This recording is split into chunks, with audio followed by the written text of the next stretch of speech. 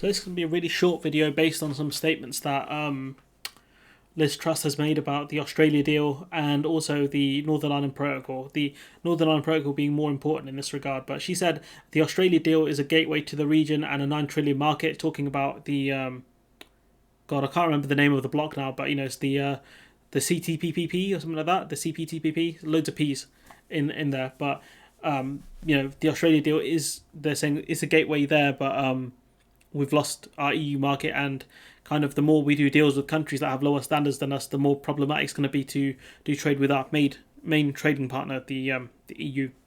So there's that.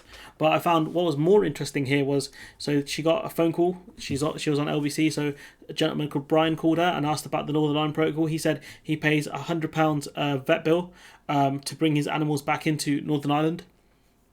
Ms Truss said Northern Ireland is an integral part of the UK, but there are issues to work out. So, are we going to get an SPS agreement? Are we going to do alignment? No. So the true aim of the government is to make this as smooth as possible, talking about sort of trade between GB and Northern Ireland. Nick Ferrari said, so we don't need border controls and paperwork. Liz Truss said yes, and Theo Usherwood pointing out this was not what was agreed with the EU when the withdrawal agreement was signed by Boris Johnson back in October 2019. So Liz Truss saying that the UK's position is that we want to get rid of any paperwork within the Northern Ireland Protocol, within the Irish Sea, which isn't going to happen unless we rejoin the single market and customs union. But clearly the government's position. We're going to talk about what's his face, Frosty.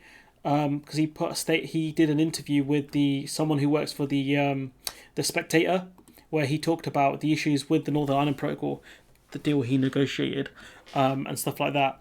But this is just a quick one to say that the government's active position is to get rid of the checks within the Irish Sea, which means that you're asking for potentially a hard border within the island of Ireland, which that's a nightmare scenario. Or you're going to try and force Ireland out of the single market and the customs union and force there to be checks on goods going from the Republic of Ireland to the EU, which isn't going to happen. So, this move is pure suicide. I think it's a suicide move from the UK to get rid of checks within the Irish Sea. But this seems to be the government state position that they're going to work towards getting rid of checks in the Irish Sea, which isn't a smart move. Anyways, I'm going to leave it there. Let me know what you think in the comments below. Like, comment, share, subscribe, and hopefully I'll see you in the next one.